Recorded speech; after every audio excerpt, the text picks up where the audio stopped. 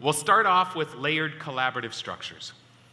We've come to understand that setting up a meeting within a school is not enough.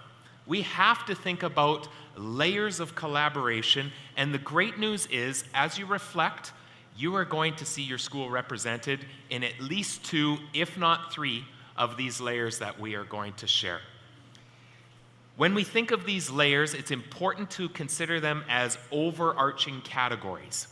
You may call them something different. You may have multiple structures happening within a category, but we believe all 4 of these categories must be in place in a school, and you will see later this morning how it aligns to our continuum of supports. The first one, over the last 30 years, the literature connected to teacher collaboration has become stronger and stronger in saying people collaborating and working together has impact for student learning. Andy Hargraves says the question is not should we collaborate, it needs to be how. How are we going about doing that? So when we talk about collaborative planning, we are talking about the opportunity for those most close to the students, typically teacher teams, that are coming together to focus on the work that we're doing that is supporting our entire student population. In elementary schools, this typically comes forth as grade level teams or division teams. High schools we work with, it's primarily within departments or faculties. We've worked with small schools where there's only 4 of us. We are the team that are working together. We've also worked with a number of schools that have multiple types of collaborative planning happening. We've worked with schools that have collaborative planning established in their timetables on a weekly basis, sometimes bi-weekly, sometimes monthly. Schools that bring substitutes in to release people to work who utilize the professional learning days. All sorts of collaborative planning that are happening. Typically in those conversations, we may not be focusing on individual students, but rather overall. We've looked at our data and determined that there's a large number of students that are having difficulty with structuring nonfiction writing. Let's work on some things that we can do to help support that. Any school or division that is engaged in any work around professional learning communities, PLCs, any of the early work of Richard Dufour, Rebecca Dufour, will have strength in this particular area. However, just meeting together to talk about what are we doing for all students is not enough. Let's go to our next layer, and we are purposefully skipping one of the layers that we will examine in depth that is entirely unique to this framework that we're sharing. The third layer, again, we'll skip one in the middle, we'll come back. Third layer, we refer to this as the school support team.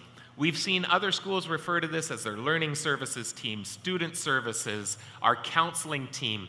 Within our school, way back a number of years ago, this involved myself as principal, our assistant principal, we had a learning support teacher in the building, and a family school liaison that we shared with the high school. Initially, the 4 of us would meet whenever we had to, whenever a student was needing additional support beyond the classroom. We found that was highly reactive and not very efficient in any way. We began meeting every week, Thursday mornings. Sometimes it would be students that had come to our attention during the week. Over time, it came through referral processes from the classroom. Essentially, we were responsible for who are the students that are going to need more than just the classroom teachers.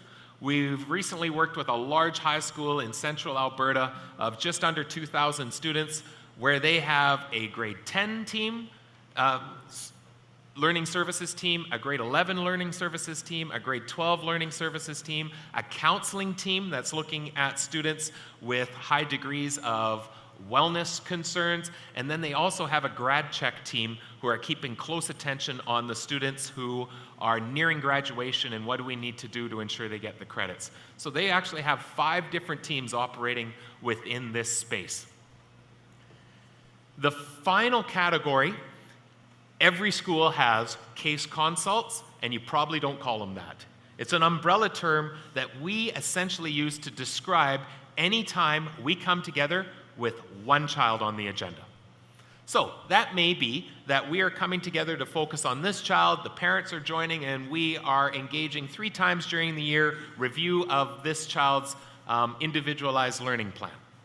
It may be that a weapon came to school yesterday and we need a crisis response meeting that may involve not only family members, the student themselves, maybe RCMP are part of that conversation. Case consults, again, are intended to be anytime we're meeting with one student on the agenda. We worked with one high school where they had what they called student roundtables, where if a student that they were concerned about surfaced, they would have a round table and say, after school today, anyone who is teaching this student, come, we just need a chance to touch base between all of their teachers. Again, one student. We would argue that as these are happening as needed, if this was the only way you responded to students in your school, highly inefficient and highly ineffective. It would be reactive, putting out fires all the time. Even in a smaller school, one student at a time might sound nice in themes and thinking about, but in actuality, we cannot set up schools where we're having one student at a time conversations throughout. We need the layers. However, and definitely seeing that overload of that team because they are in that crisis situation continually. So again, any school or system that have engaged in work around response to intervention or multi-tiered systems of support, these are usually fairly recognizable layers.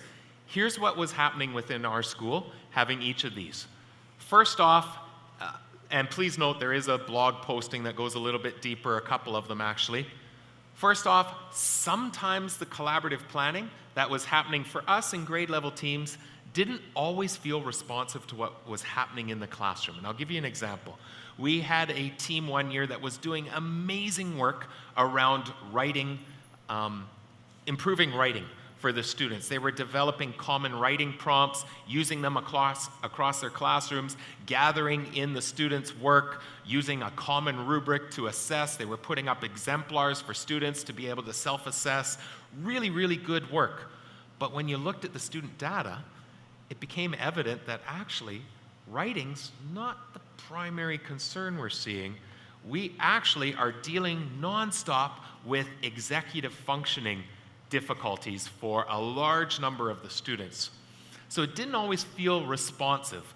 At the other side, it didn't always feel collaborative in how we were responding to the students. Even within this school of 350 students at the time, we were overloaded on that right-hand side. We couldn't keep up. It felt like there was too many students being referred. It was not sustainable. And it sometimes felt like a teacher or a support staff, anyone working with a student would say, I've done everything. And legitimately, they had put a lot of effort and care into a student, but I've done everything. Someone else needs to take on responsibility. And to us, that was not a knock on our teaching staff, but rather a reflection of our systems at that time. There was also points where we would say, oh, if we had a chance for this individual to be able to engage with another individual in our building, this might actually not be surfacing at this level, because if we could access the skill sets through the building, we could help support one another. It sometimes felt, again, like a handoff for us. Something was missing. And it was that layer that we've come to refer to as the collaborative team meeting. It is a very, very different approach to addressing students. The idea that we are going to meet and add one more meeting into what we are doing within our school, that every 3 to 5 weeks, essentially monthly, we are going to come together in a very intentional way that serves as a bridge between overall classroom practice and how we're supporting individual students.